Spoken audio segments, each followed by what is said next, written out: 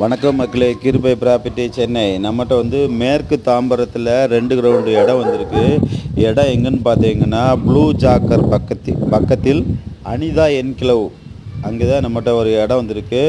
Size பார்த்தீங்கன்னா 40க்கு 50 40க்கு 50ன்னு 2 plot வந்திருக்கு. அருமையான ஏரியா, சிஎம்டிஏ அப்ரூவ்டு, லோனுக்கு எலிஜிபிள் இருக்குது.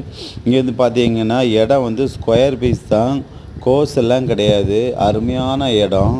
இங்கே இடம் கிடைக்கிறதுக்கே ரொம்ப ரேரு. ப்ரைஸ் என்ன சொல்கிறாங்க பார்த்தீங்கன்னா 6500 நெகோசியபிள்னு சொல்லியிருக்காங்க.